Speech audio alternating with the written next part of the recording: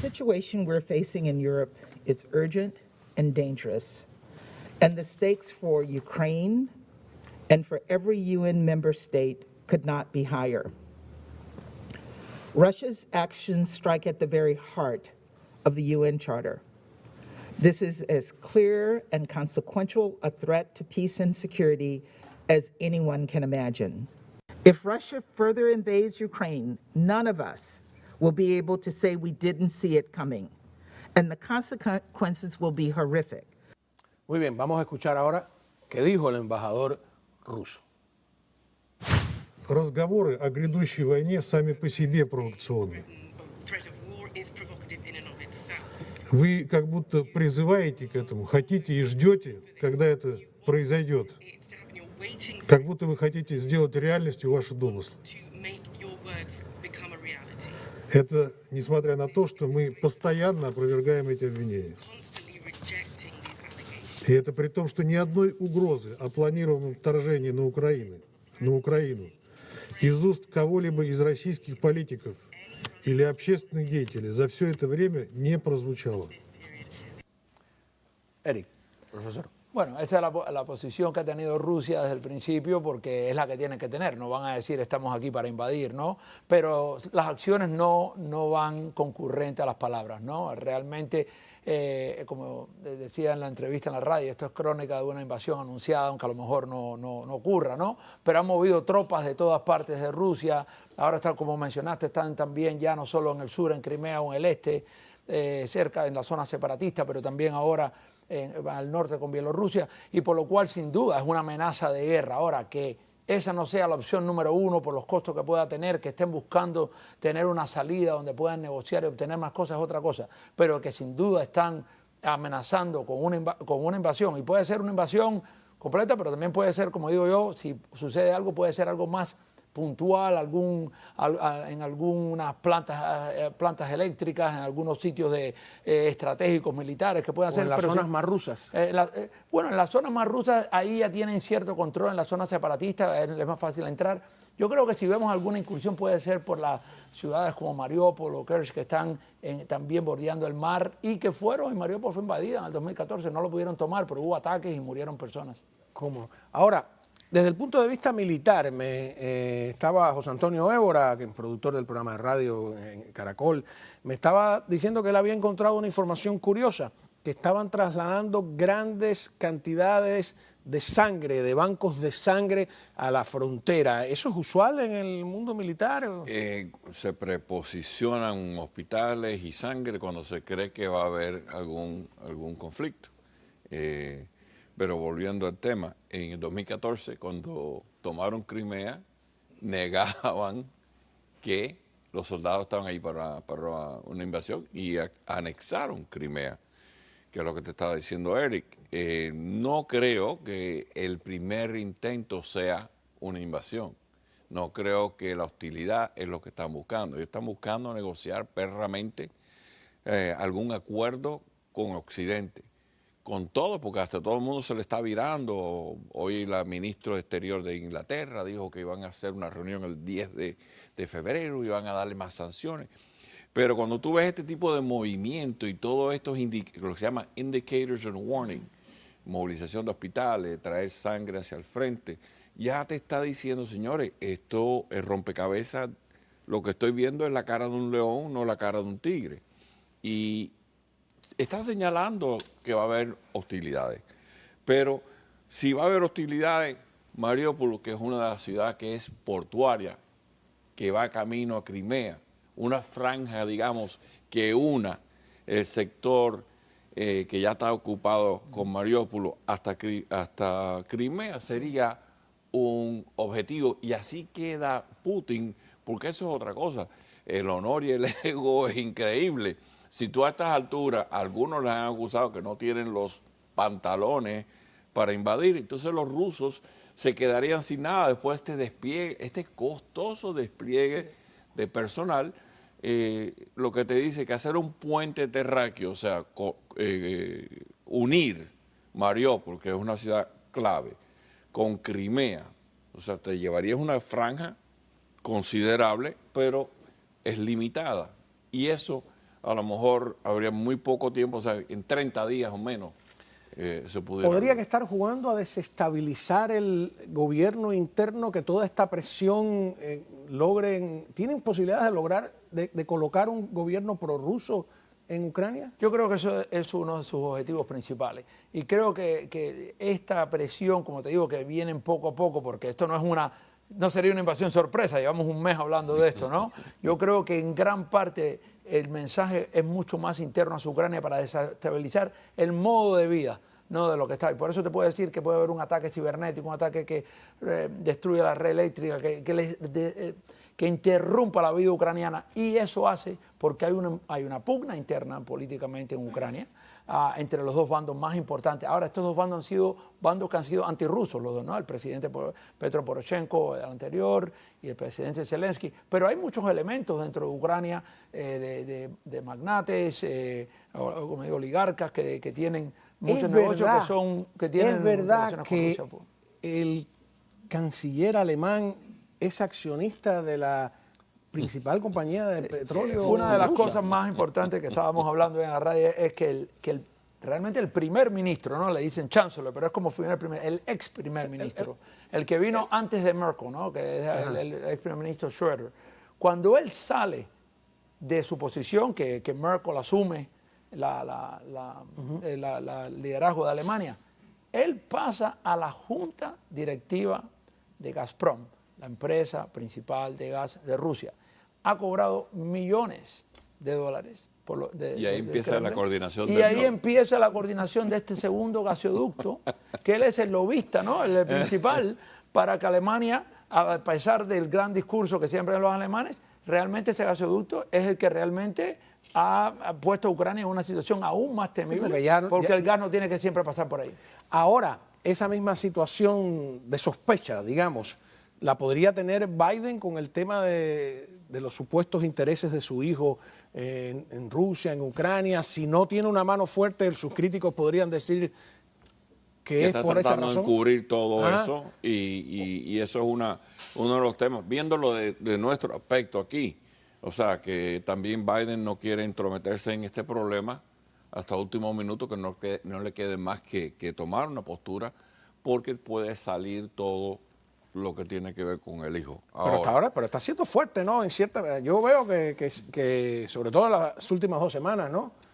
Y ha usado, como hablamos la última vez, que ya no es él, ya ha salido el secretario. Por primera vez el viernes salió el secretario del Ejército, o sea, del Departamento de Defensa, salió el general del jefe de Comando Conjunto.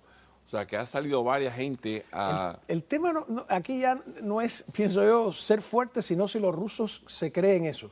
Bueno, yo creo que, a ver, las declaraciones del presidente Biden han sido las correctas de mantener una línea dura contra Putin, así que en ese lado sí. Yo creo que lo que Putin está viendo es que él sabe primero que hay bastante división, primero políticamente dentro de Estados Unidos ya hace años, ¿no? Entonces, por lo cual tendría que haber un acuerdo en el Senado, en el Congreso, para realmente tomar las medidas que se están hablando. Hay una división grande en Europa. Bueno, ya enviaron al Congreso. Sí, pero hay que verlas a la hora de la verdad, ¿no? Porque en Afganistán todo el mundo al principio estaba de acuerdo y la salida fue bastante caótica, y aquí hubo mucha pugna política en eso. Pero bueno, él está viendo que hay muchas... Incluso en Irak, o sea, en el momento estuvieron de acuerdo y después viene una crítica. Y hay una división grande dentro de la OTAN y de la Unión Europea, de las cuales Biden, sin querer, hace aquel comentario que era, obviamente fue un comentario sin querer, porque no quería poner eso público, pero era la realidad.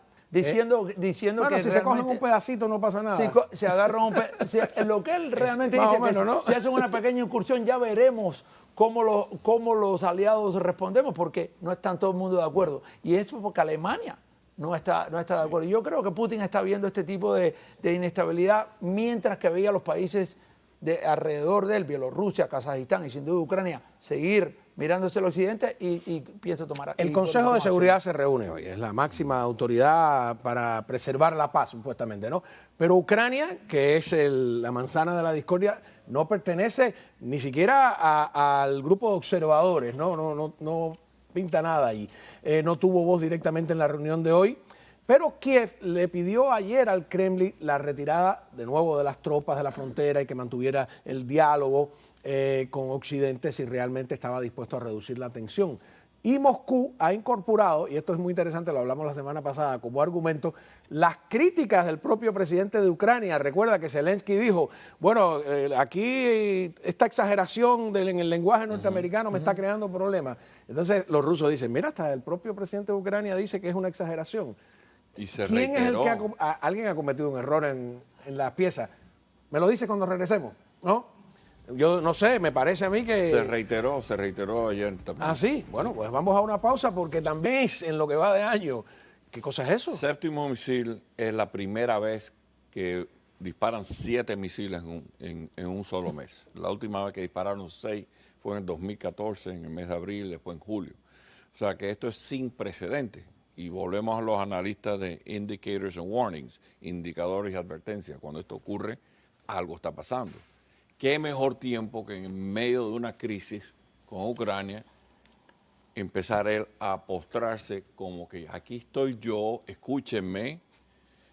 Todo esto se basa en el 8º Congreso que se ocurrió ahora a principios de enero, donde él dijo que iba a seguir modernizando su fuerza. Hoy dijo que esto fue para perfeccionar un misil. Tiró fotos mientras el misil estaba subiendo en varias etapas para enseñar a la provincia, a la península coreana, dándole la veracidad de que sí estuvo en órbita, diciéndote que mira, no únicamente esto sirve para tirar un misil y proyectar, sino también para un satélite, que eso es otra de las cosas que posiblemente quiera ¿Y hacer. Corea del Norte tiene armas atómicas? Corea del Norte se cree que tiene la capacidad para más de 42 armas nucleares. Ahora, lo que no se sabe es Si las pueden montar en el cohete. que si ese proyectil ya puede tener la capacidad de lo que llaman re-entry vehicle. O sea, cuando tú puedes disparar un misil fuera de la atmósfera, volver a reentrar, el cono ese tiene que superar el fuego, el calor ardente, que no se explote reentrando. Eso es una de las capacidades que todavía no se ha podido corroborar que tenga. Y después desplazarlo, porque eso es otra cosa, que pierda la dirección. Pero Occidente está tratando de convencer a Corea del Norte de que entregue sus armas, que renuncie a ese proyecto, ¿no? ¿Convencieron a Ucrania en qué año? En el año 94, Y Ucrania Estados Unidos e Inglaterra convencen a Ucrania, que en ese momento era la tercera potencia nuclear en el mundo, después de Estados Unidos y Rusia, de que entregue sus armas nucleares a Rusia, firmando un pacto de que Rusia iba a respetar o se iban a reconocer dónde estaba la frontera del este y también Crimea. Las mismas zonas, una en Crimea que anexó Putin y la otra que invadieron y tomaron esas partes. Por lo cual, cuando hablamos de Corea del Norte, cuando hablamos de las negociaciones con Irán o cuando hablamos de cualquier país que tiene armas nucleares, el porcentaje que uno tiene que esos países lo entreguen es muy poco. Sí, porque dice, si abandonan a Ucrania, que entregó sus armas ¿Para qué voy a nucleares, entregar las mías? ajá, si entrego las mías me van a Eso abandonar. no es negociable, me tienes que reconocer como un país nuclear. Claro. Eso es lo primero que quiere Kim Jong-un. O sea, yo soy del grupo de los países nucleares, que eso ya está escrito. Y Ucrania no pudo hacer eso. En aquel momento era justo después de la caída de la Unión Soviética, se parecía en aquel momento que, bueno, todo el mundo iba, o por lo menos era la visión Todo el mundo errada. iba a ser democrático. Errada, estaba Yeltsin, estaba allí, pues bueno, y en aquel momento la idea era de bajar las armas nucleares. Yo creo Entonces, que fue- quien violó primero ese pacto no fue Ucrania, sino Moscú. Moscú lo violó en el 2014 con la invasión porque el pacto era que se reconocía la frontera en el este, ¿no? Con las provincias de Donetsk y Luhansk, que son Pero las además que- es más grave de lo que uno y Crimea- pensaba. y Porque, Crimea, que se pero anexó. el porque hay una propósito- negociación atómica de por medio y el Occidente debió, tú sabes, Y si no hizo nada. impedir aquello, ¿no? Y Putin sabe, si no hicieron nada en el 2014, cuando hubo una anexión y cuando hubo una invasión del este realmente, entonces, ¿qué te dice la historia? Que entonces a lo mejor el nivel de respuesta, y por eso él ¿Y qué quieren calcula de esto. Ucrania? Bueno, primero que nada, yo siempre he dicho, el interés número uno Que no sea de la de OTAN. política exterior del Kremlin es que su zona alrededor, geopolítica, Bielorrusia, Ucrania, Kazajistán y otros, estén bajo su control político o por lo menos nivel de influencia y sin duda que no estén en la OTAN, en la Unión Europea. Dentro de todo Eso eso, incluía a Letonia, Lituania, o bueno, sea, incluía, Latvia, pero eso Putin ya- era ya muy, eso está era muy fuera. débil en aquel momento todavía cuando pudieron entrar a la Unión Europea. Fue el principio. Dentro de todo eso, Ucrania es el país más importante, no solo porque es el más grande, el más rico, pero históricamente, culturalmente, religiosamente, los eslávicos rusos ven a Ucrania como donde nace el cristianismo Es ortodoxo. donde nace la ortodoxia. El ortodoxo de los Todo. eslávicos, de Kiev Rus, y Kiev fue la ciudad más importante del imperio ruso por años, ¿no? Especialmente cultural y religiosamente, y por eso hace unos años a lo mejor no se reporta tanto, pero la iglesia ucraniana rompe con la iglesia rusa, que había sido una sola iglesia, después de la invasión a Crimea, después de la anexión de Crimea, porque ¿Se puede decir que la madre Rusia empieza en Ucrania? El religiosamente, obispado, sí. el obispado El obispado, primero sí. del cristianismo ortodoxo estaba en Kiev, Claro. no en y en después Moscú. pasa el Otro Kremlin. detalle, la gente olvida, en Ucrania estaba Chernobyl. ¿Hay más plantas nucleares en Ucrania? Mira, Chernobyl ya no es una... No, yo sé, ok, es, para estar claro. es tierra de nadie, ¿no? No, Es- yo creo... No, pero no hay otras. Yo creo que hoy en día la capacidad que tiene, no hay una capacidad de que Ucrania vuelva a regresar, si estamos mirando eso, a armas nucleares hoy en día. Yo creo que eso está fuera yo creo que el enfoque de No, pero Ucrania... digo, otro accidente. No, pero para otros clientes En no. medio Pero, de una en medio de una guerra. Pero hay muchas fábricas importantes con muchos elementos. Pero creo que lo que Ucrania ha hecho desde 2014 es darse cuenta que esto había sido un fracaso total. Fue un error, ¿creen que fue un error? Totalmente. Y ha reforzado su fuerza Si armada. Ucrania siguiera con armas nucleares, Aquí Rusia... no estuviéramos aquí ahora. No tuviera esa estuviéramos discusión, aquí ¿no? ahora. No estuviéramos aquí ahora. ¿Y el uranio enriquecido lo sacaron Bueno, también? esa era parte que quería mencionarte, más importante que entregar el armamento.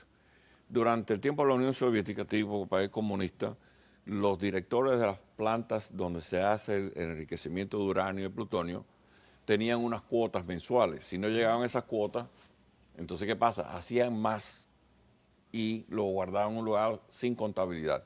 Cuando entran los americanos y los rusos a ver A cumplir los planes, ¿no? para cumplir los planes. Los planes Entonces, quinquenales. había una gran cantidad de sobrante y para que no cayera, porque esa es otra cosa, señores, geopolíticamente en ese momento, en 2000, Que no cayera en manos de terroristas, en caer etcétera. en manos de terroristas, ahí es donde Los empiezan chechenos por allá. a Que vendían limpiar. muchas armas. Exactamente, que estaba en candela Chechenia Chechenia. estaba en armas. Esas son las cosas que hay que acordarse en el contexto.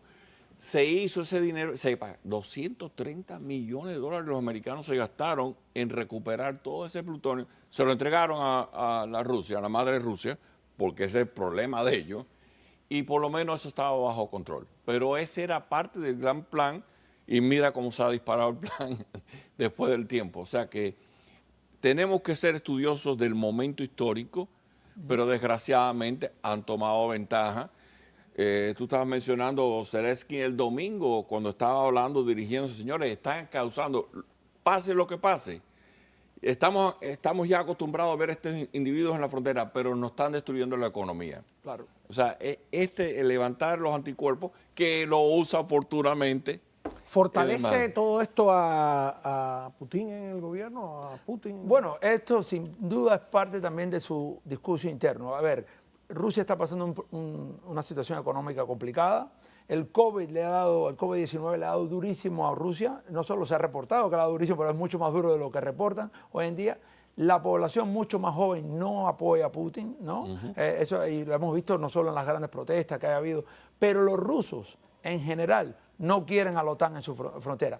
Pro-Putin, anti-Putin, no es una cuestión que es popular. Por lo cual, este discurso también es un discurso importante internamente porque lleva toda la atención todo el día a este tema. Un truco muy viejo, ¿no? Este tema. Y un enemigo Exacerbar el externo. nacionalismo y Navalny, ¿qué pasa? ¿Alguien habla de él? No, hoy no estamos hablando de él, no, obviamente no hemos hablado de él hace tiempo porque de nuevo, ya los alemanes que trajeron a Navalny, que volvieron, que estaban ahí, lo que están hoy es tratando de negociar con Putin que las cosas salgan tranquilas. Navalny de nuevo no está en el tema, salió un mensaje de él el otro día diciendo esto es Putin tratando de hacer, porque tiene él está metido en una cárcel, pero su equipo es muy hábil, pero han arrestado en estos días a su jefe de gabinete, entre comillas, a las personas más cerca de él han sido arrestados también. O sea, tienen a su principal opositor en la cárcel, ¿no? Y sus satélites, ¿no? Bielorrusia igual, lo tiene Kazajstán por el mismo estilo.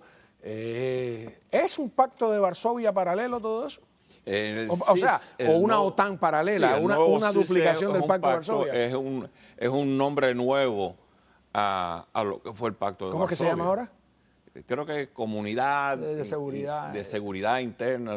Pero mira, entre los países. básicamente eso es una estrategia de Putin para decirte, estás al frente de tu país, probablemente no eres muy popular, ni Lukashenko, ni el gobierno de Kazajistán, en Kirguistán el 2020 pasó también, o te casas conmigo, y si no te casas, entonces te pasamos Cuba a cobrar. está notando también, entonces, ¿no? Venezuela. Pero bueno, eso cuando hablan, bueno, si mando tropas a Cuba, Venezuela. Sí, pero cualquier Cuba otra- dice, si logro intimidar con que los rusos nos van a ayudar. Básicamente lo que Putin la está oposición. diciendo es, si salían conmigo y hay protestas internas, pueden contar con nuestro apoyo. Y hubieron 2.500 tropas reportadas. A mí me dicen que hubieron más en Kazajistán.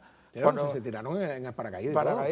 Y ahí el gobierno se estaba cayendo. Y en Bielorrusia también hubo mucho apoyo militar ruso, obviamente no abiertamente, pero lo hubo cuando el gobierno estuvo en las cuerdas también. Entonces, el mensaje también es un mensaje, esto no es solo para Ucrania, es para toda la región. Si Putin sale airoso de las negociaciones, tanto de obtener más concesiones de Ucrania internamente como de la OTAN, es un mensaje para Bielorrusia. Él está ganando en este momento, mediáticamente está ganando. Pero ¿cómo puede, a ver, ustedes que saben, cómo puede un país como Rusia, que tiene un Producto Interno Bruto del tamaño de España, que es lo que he leído por todas partes, jugar un ajedrez internacional como si fuera una superpotencia? Porque tienen gas y petróleo. Ellos son miembros de la OPEP. ¿Cuánto gastan de ese Producto Interno Bruto en armas? ¿El 50%? Depende de lo que necesite cuando es una prioridad. Y yo creo que lo importante, esto no solo tiene gas y petróleo, pero Europa depende de ello, que eso es importante. Esa es ¿Quiénes otra son sus cosa. clientes? ¿No? Eso políticamente es importante. Además, Putin si tiene que endeudarse por Ucrania, por mantener el control, lo haría. ¿No? Porque esto es lo principal, es la política principal. Yo lo único que no quiero cerrar sin olvidarnos, lo más importante aquí son las conversaciones entre Ucrania y Rusia directamente. Hoy, El mundo está discutiendo, pero ellos están hablando. claro, ellos se están conocen? hablando y se conocen muy bien. Los El primos presidente de hermanos. Ucrania y el expresidente de Ucrania, uno han vivido en Rusia o han hecho negocio en Rusia. Conocen a Putin, se conocen a ellos. Estos son los anti-Kremlin. Hay muchísimos personajes importantes entre Ucrania, política, económicamente, que llevan años intercambiando y haciendo negocio con Rusia, por lo cual no quiere decir que sean pro-Putin. Hay algunos Mientras que todo no, esto así, ocurre, pero ya sí, dicen los especialistas en petróleo que nos sube el precio de la gasolina, ¿no? Y si hay una guerra, prepárate. ¿Ah, sí? Sí, claro. Bueno, ¿cómo incide algo tan lejano en Hialeah? Por eso es que la geopolítica le debe importar a todo el mundo. Todo está Tremendo. conectado. Bueno, muchísimas gracias.